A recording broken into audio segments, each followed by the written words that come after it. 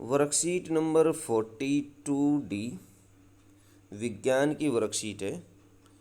ये 40D है, 42 लिख दिया है गलती से। 40D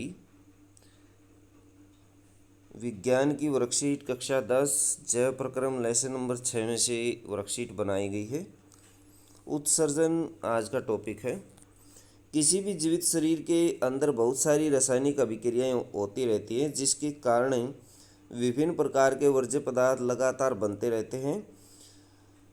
उस जीवित शरीर के लिए उन वर्ज्य पदार्थों का निष्कासन बहुत ही आवश्यक होता है। एक कोशिक और बहुकोशिक जीवों में श्वसन। विभिन्न जंतु उत्सर्जन के लिए विभिन्न युक्तियां प्रयोग करते हैं। एक कोशिक जीव कैसे अपशिष्ट पदार्थों को निकालते हैं। अपशिष्ट पदार्थों को शरीर की सतह के द्वारा विसरित कर देते हैं, जल में विसरित कर दिया जाता है, यानी सतह से बाउंड्री से ही निकालते। बाहरी जो सतह होती है, झिल्ली होती है, उसके द्वारा एक कोशिक जीव अपशिष्ट पदार्थों को निष्कासित करते हैं। बहुकोशिक जीव किस प्रकार से निकालते हैं। अपशिष्टों को विशिष्ट अंगों द्वारा निष्कासित किया जाता है।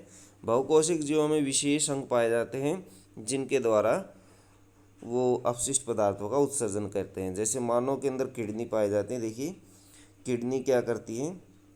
मानव में उत्सर्जन तंत्र का मुख्य कार्य शरीर से नाइट्रोजन युक्त वर्ज्य पदार्थों जैसे यूरिया या यूरिक अम्ल का निष्कासन करना होता है। इस तंत्र में एक जोड़ा वृक्क, एक जोड़ा मूत्रवाहिनी, एक मूत्राशय तथा एक मूत्र मार्ग होता है। तो देखिए वृक्क क्या काम करते हैं। वृक्क जो होते हैं उदर में रीढ़ की हड्डी के दोनों ओर स्थित होते हैं। मूत्र मार्ग मूत्र का निष्कासन करता है। मूत्रवाहिनी वृक्क में निर्मित मूत्र इस नलिका द्वारा प्रवाहित होता है और मूत्राशय मूत्रवाहिनी द्वारा प्राप्त मूत्र का भंडारण करता है। ये बायां वृक्क है। ये बायां वृक्क देख सकते हैं, इसके साइड में धमनी है, बाईं वृक्क धमनी जिसको कहा जाता है। ये बाईं वृक्क धमनी है। बायां वृक्क, बाईं वृक्क शिरा है ये, और महाधमनी, ये महाधमनी है बड़ी वाली, और मूत्रवाहिनी, ये मूत्रवाहिनी है दोनों। तो ये चित्र देखिए, ये मूत्रवाहिनियाँ हैं 1 और 2, ये मूत्रवाहिनियाँ हैं। महाशिरा ये जो नीले कलर की दिखाई दे रही है महाशिरा है। रेड कलर की जो है वो महाधमनी है। ये मूत्राशय है, मूत्राशय थैली है, और ये मूत्र मार्ग हो गया। तो इस तरीके से उत्सर्जन तंत्र की बनावट है, आप देख सकते हैं। मूत्र बनने का उद्देश्य रुधिर में से वर्ज्य पदार्थ जैसे यूरिया यूरिक अम्ल को छान करके बाहर करना होता है। मूत्र बनने का उद्देश्य रुधिर से वर्ज्य पदार्थों जैसे यूरिया या यूरिक अम्ल को छान करके बाहर किया जाता है। ये वर्ज्य पदार्थ रुधिर से वृक्क द्वारा निष्कासित होकर मूत्र वाहिनी द्वारा मूत्राशय में प्रवेश करते हैं और मूत्र मार्ग द्वारा शरीर के द्वारा बाहर निष्कासित कर दिया जाता है। वृक्काणु अथवा नेफ्रोन। वृक्काणु अथवा नेफ्रॉन की रचना क्या है। वृक्क का निस्यंदन एकक, ये निस्यंदन यानी छानने का काम करता है। यह वृक्क की रचना एवं कार्यात्मक इकाई होती है। वृक्काणु अथवा नेफ्रॉन जो है वृक्क की रचनात्मक और कार्यात्मक इकाई है। रुधिर केशिकाओं द्वारा रुधिर अधिक दाब पर एक नलिका में गमन करता है, जिसे केशिका गुच्छ या ग्लोमेरुल्स कहा जाता है। यह एक कप की आकृति जैसे बोमन संपुट कहते हैं से आच्छादित रहता है। बोमन संपुट में ग्लोमेरुल्स पाए जाते हैं, यानी कोशिकाओं का गुच्छा जो होता है वो ग्लोमेरुल्स होता है, और ये छानने का काम करता है, रक्त को छानने का काम करता है। यह आप देख सकते हैं, ये ग्लोमेरुल्स है। और कपनुमा जो आकृति है ये, जिसके अंदर ये है स्थित है, उसे बोमन संपुट कहा जाता है। ये बोमन संपुट लिखा हुआ है। अब देखिए इसमें ऐसे बोमन संपुट कपनुमा आकृति होती है, और यहाँ कोशिकाओं का ऐसा गुच्छा होता है ग्लोमेरुल्स। इससे पास होकर के एक शिरा निकलती है, ये देख सकते हैं, ये ऐसे निकल रही है। वृक्क शिरा की शाखा और वृक्क धमनी की शाखा, ये देख सकते हैं, ये इस तरह से निकलती है। ये पास होकर के ऐसे निकलती है इसमें से। यहाँ जब इसके माध्यम से रक्त पहुँचता है तो वो इसमें से छन जाता है और वर्ज्य पदार्थ इसमें अलग हो जाते हैं। अब वर्ज्य पदार्थ जो हैं वो इसके निचले हिस्से से निकल जाते हैं और रक्त वापस उसी इस नलिका के माध्यम से चला जाता ऊपर। तो इस तरह से चलता रक्त और वर्ज्य पदार्थ नीचे आ जाते हैं। तो देखिए इस तरह से इसकी रचना है।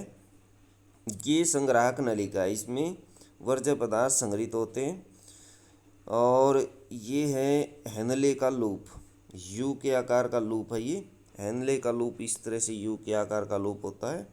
ऊपर से लेकर के यहाँ तक का जो सिरा है ये हेनले का लूप है। आगे देखिए मूत्र का निर्माण किस प्रकार से होता है।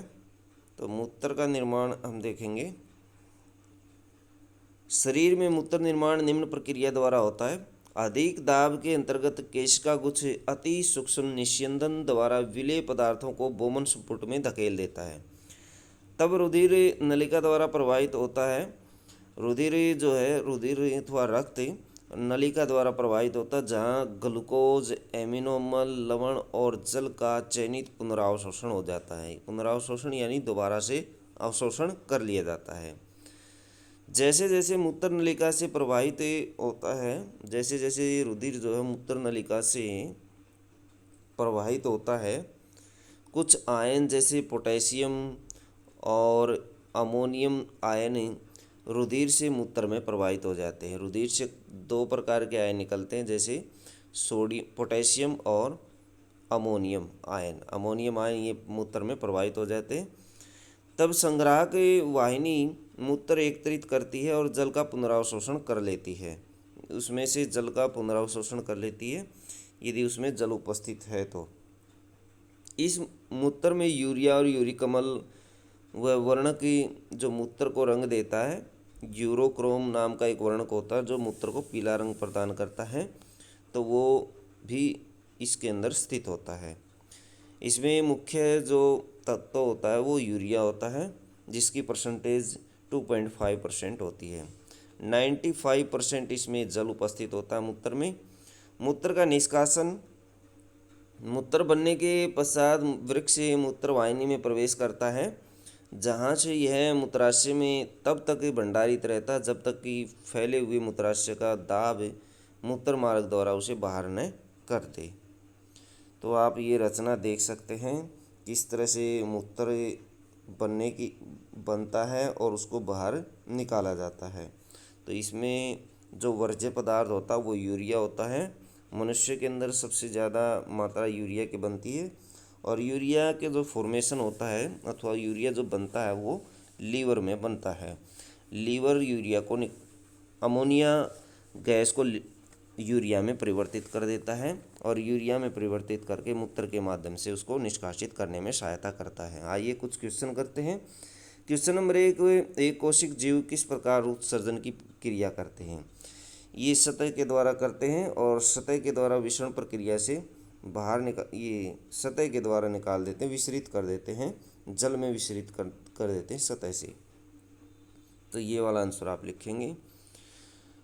बहुकोशिक जीवों में उत्सर्जन एक कोशिक जीवों से किस प्रकार भिन्न है। तो ये डिफरेंस बताना हमें। तो किस प्रकार भिन्न है ये इसमें दिया हुआ है, ये लिख सकते हैं। इस जबकि एक कोशिक जीवों में सतह के द्वारा विसरित होता है, जबकि ये बहुकोशिक जीवों में विशिष्ट अंगों द्वारा निष्कासित किया जाता है। वृक्क की कार्यात्मक इकाई क्या है। वृक्क की जो कार्यात्मक इकाई है वो वृक्काणु अथवा नेफ्रॉन है। तो ये आंसर आप लिखेंगे इसका, वृक्काणु अथवा नेफ्रॉन। मूत्र निर्माण में अति सूक्ष्म निस्यंदन की एक महत्वपूर्ण भूमिका है। नेफ्रॉन में यह कहाँ पर होता है। तो नेफ्रॉन में कहाँ पर होता है, ये बोमन संपुट में होता है। बोमन संपुट के अंदर ये प्रक्रिया होती है, जहाँ ग्लोमेरुल्स होते हैं वो छानने का काम करते हैं। तो ये बोमन संपुट आप इसमें लिखेंगे। मानव उत्सर्जन तंत्र का नामांकित चित्र बनाइए। तो इसका चित्र बना सकते हैं आप, ये चित्र बनाएंगे आप। मानव उत्सर्जन तंत्र का चित्र है, और इसके ये कार्य भी आप लिख सकते हैं, और इसको नामांकित करें चित्र में। चित्र बनाना ज़रूरी है, ये ज़रूरी नहीं है, ये आप लिख सकते हैं। इसको थोड़ा सा बड़ा बनाएं और नामांकित करें सभी भागों को। तो बच्चों ये थी आपकी साइंस की वर्कशीट। वीडियो अच्छी लगे तो लाइक करें, हमारे चैनल को सब्सक्राइब करें।